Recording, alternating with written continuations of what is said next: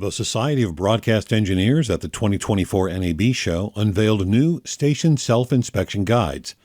Working with the National Association of Broadcasters, the SBE has released guides for FM and TV stations. Guides for other services, including AM, will also be released. A session was held during the convention to discuss the guides. SBE President Ted Hand led the discussion. A program of regular compliance assessment, even though through self-inspection or through a state alternative broadcast inspection program, also known as ABIT, can prepare your station for unannounced visits by the FCC and avoid potential forfeitures. To help with this, the FCC has published the broadcast self-inspection checklist, but it stopped updating those checklists in 2010. Many rules and policies have changed over the past 14 years, but those changes are not centralized or organized in any form that's easy for a station to use. This is no longer true. To address these needs, the SBE and the NAB have jointly prepared updated self-inspection guides that provide straightforward recommendations toward compliance with FCC rules and policies. These new guides also provide a standardization framework for ABIT inspectors. The release of the first of those new guides for FM and TV stations is being announced at the NAB Show.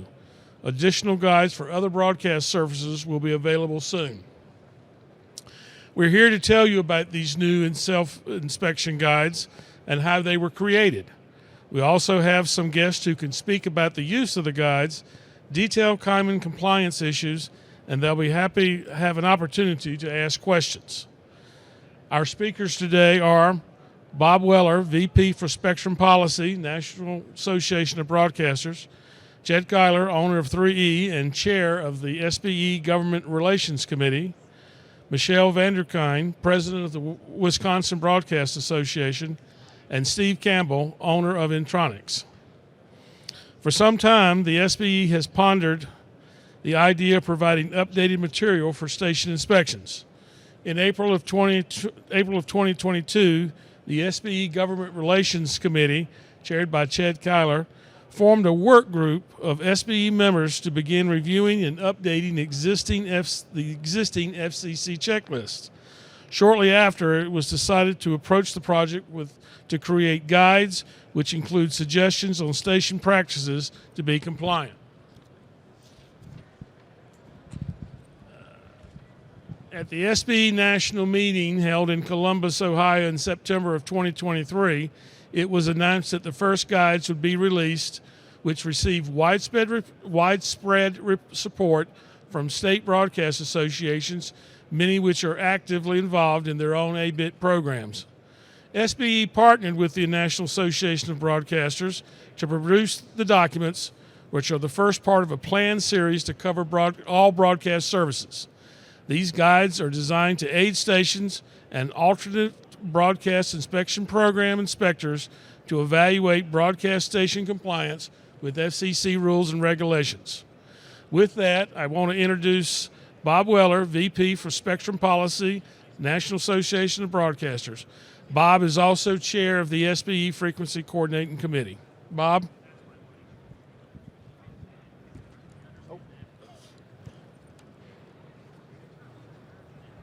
There we go.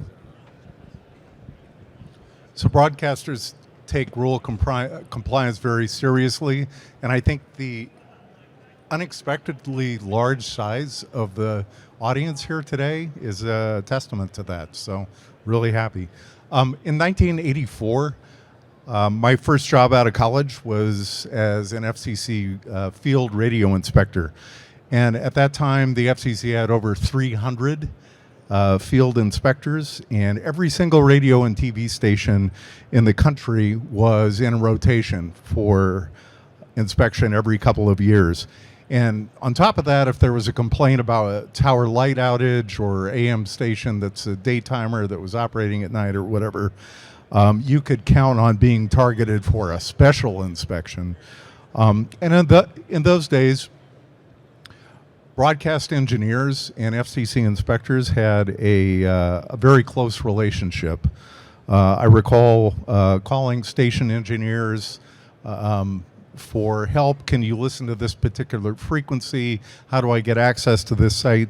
In essence, broadcast engineers provided additional eyes and ears to the FCC for field enforcement and other purposes. Where's a good place to eat?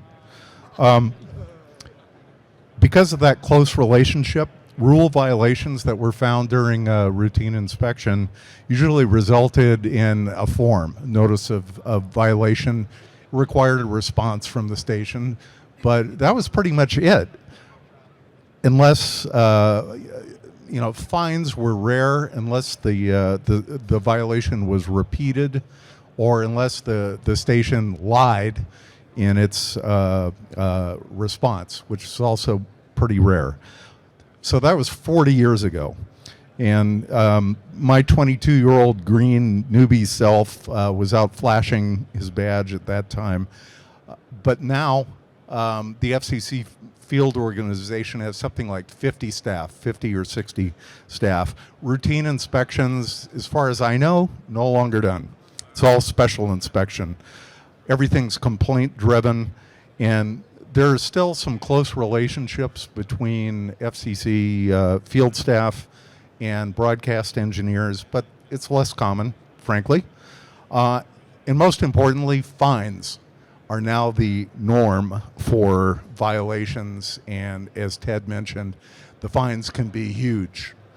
So NAB was pleased to work with SBE on producing these self-inspection guides, and we're excited to announce their availability starting today. They're available both on the NAB and the SBE websites. They're a member benefit, so they're under the paywall section. That may change, but that's the way it is right now. And hopefully stations will be more comfortable at the prospect of an FCC inspection by following the recommended practices that are in this guide. And I work in the legal department of NAB, and these lawyers, they argue back and forth, even though we're all in the same department, all on the same side.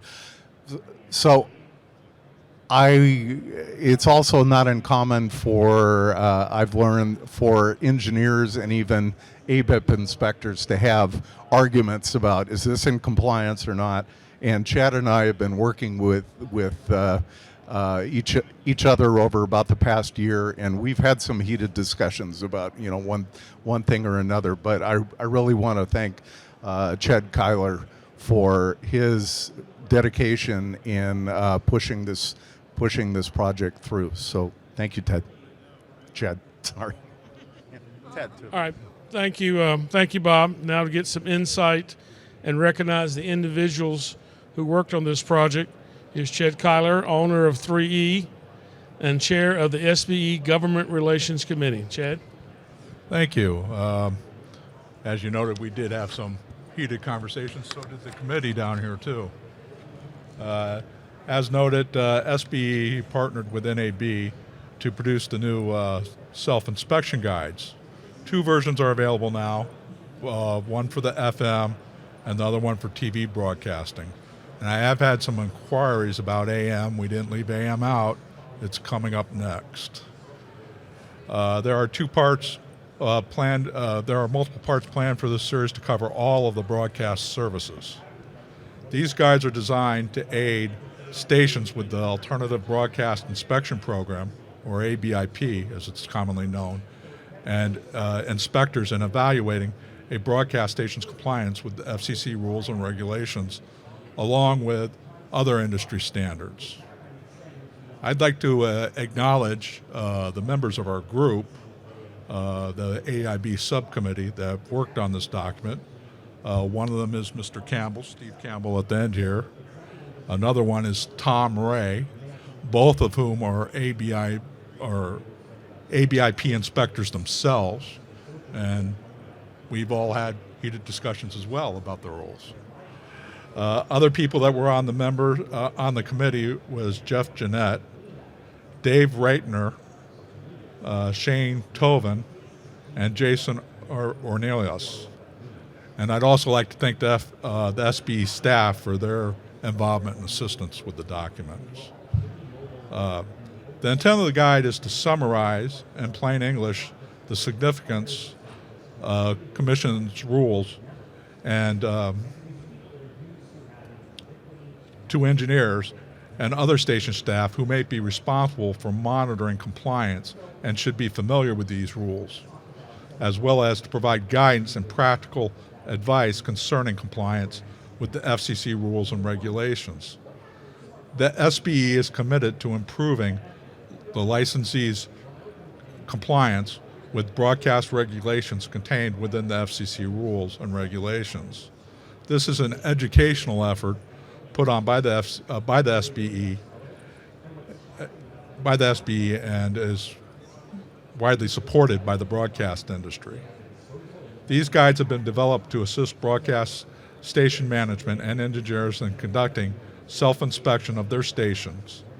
It provides an opportunity for broadcasters to review and correct any deficiencies associated with the operation of their stations without an actual on-scene visit by anybody from the FCC or any other enforcement agency.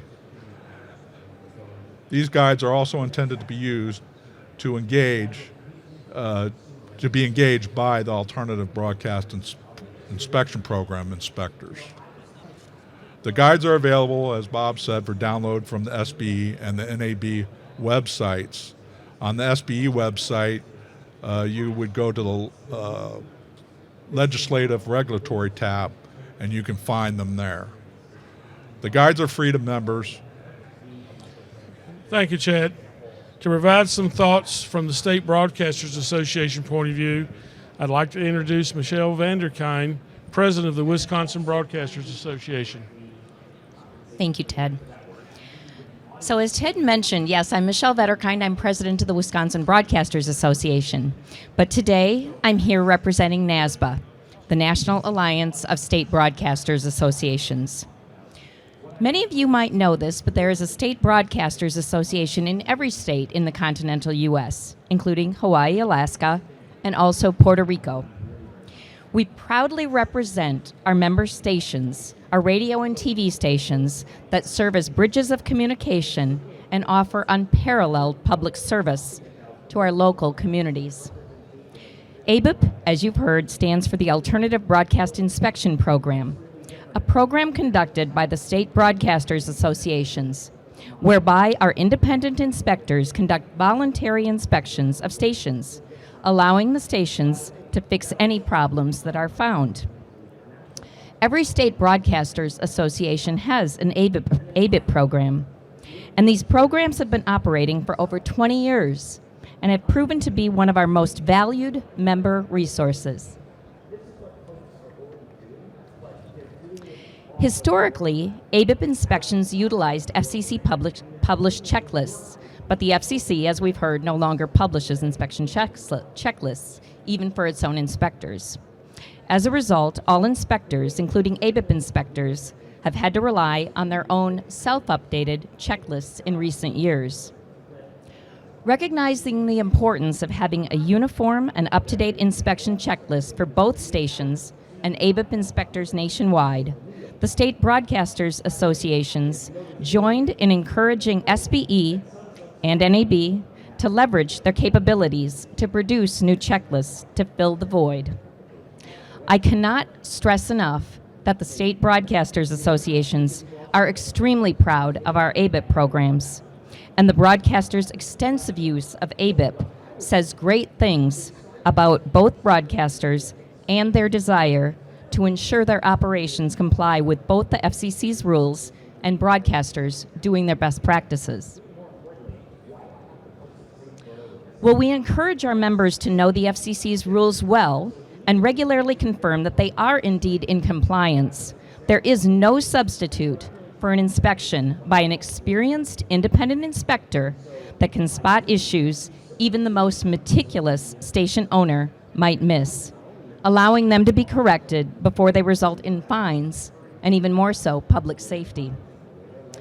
The State Broadcasters Associations proudly encourage all stations to take advantage of their State Broadcasters Association's Alternative Broadcast Inspection Program.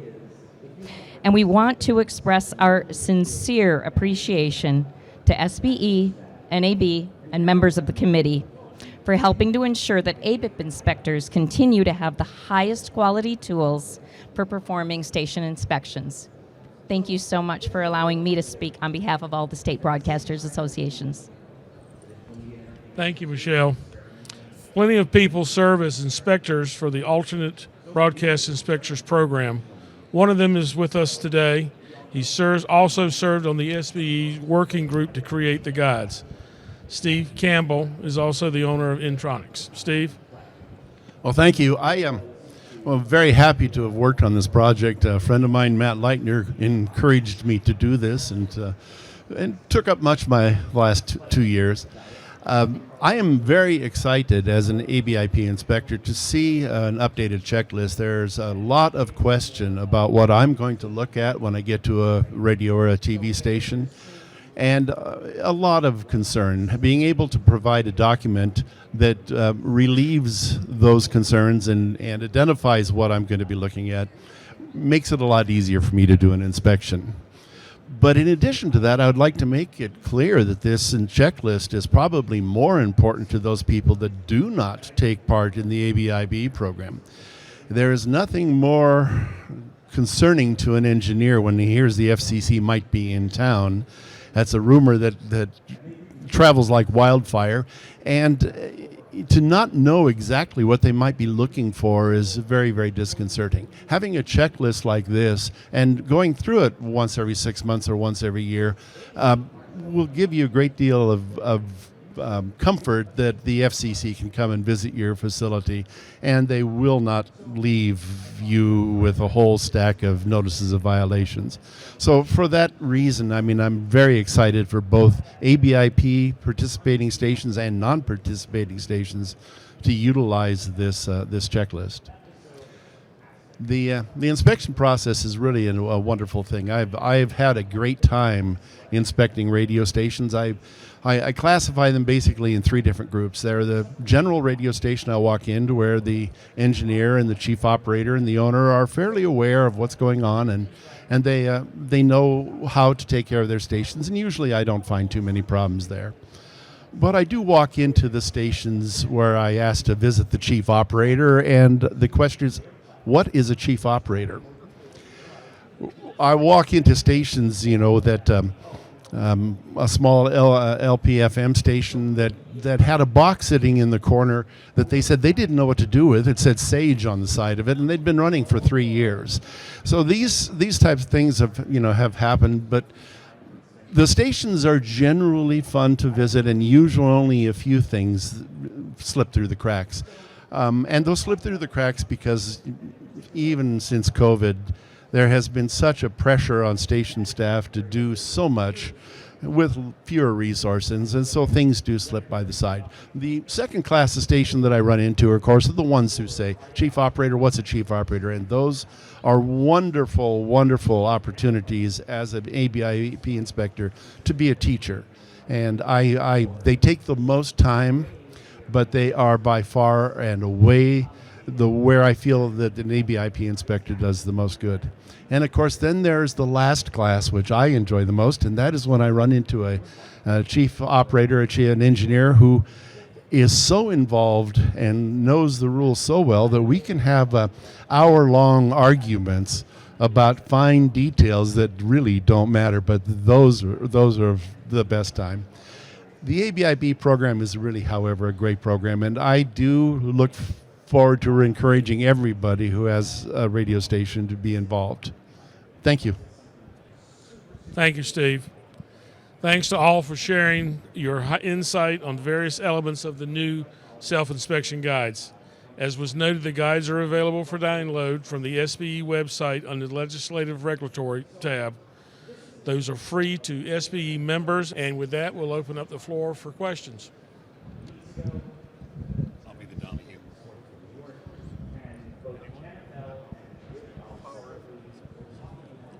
Michelle Bradley, REC Networks. Is there going to be a low-power FM guide being released? Yes, there will. Okay. In addition, translators will be covered as well. Okay, follow-up question. Who's working with you on the LPFM guide? Is Would you like to join the committee? Yes. I'm somewhat familiar with your work and your Okay. filing, so we can discuss that. Absolutely. Thank you.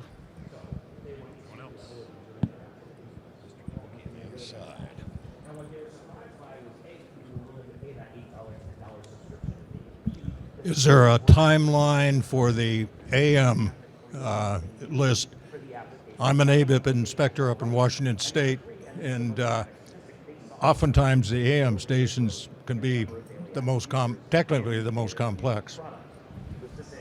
We expect them to be out in about 60 days. They're in final review now, and we expect them to be out then.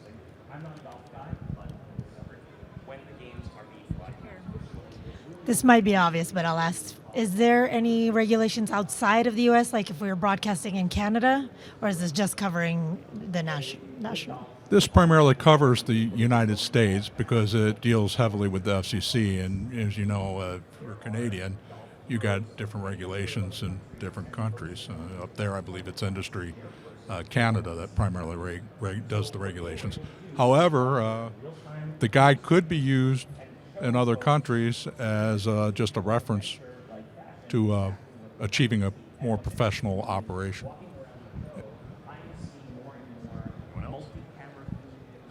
When you go to the site and you try to find the information that you guys said with the checklist, is there any type of counseling? Like, let's say if I had a few other questions about some items on the checklist.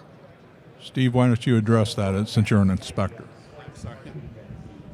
Again, I'm sorry about the question. You were saying if you're going through your checklist? If I'm going through my checklist and there's some things that I really didn't understand. At this point in time, I don't think there's a formal structure in the SBE to do that, although I would think that that would be a very, very good thing to happen. I'm hoping that there will be a two-way communication set up with the SBE so that you could submit a question and then the people who are on the subcommittee would respond back to you.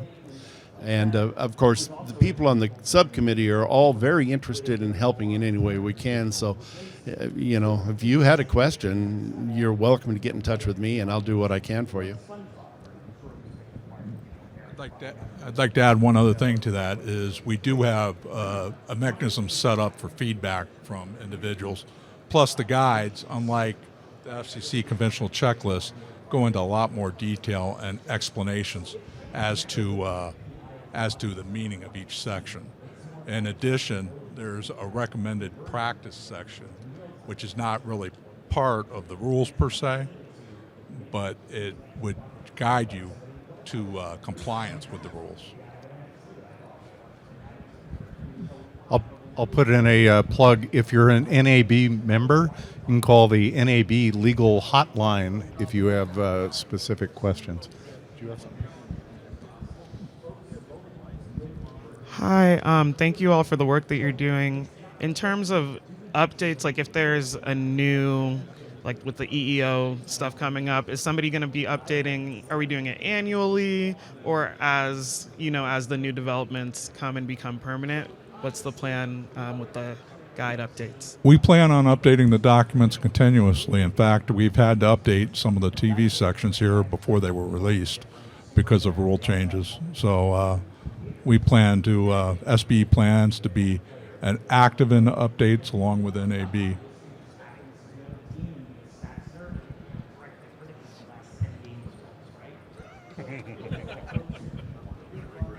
I got permission from Ted to ask it. On the checklist, does it have Part 74 checking? Part 74 will be included, obviously, with LPTV and...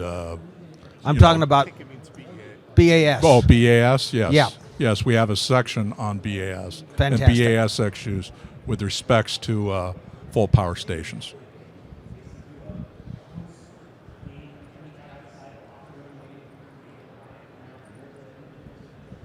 Nobody has a favorite rule that they want interpreted? No? Okay. We can discuss the main studio rule.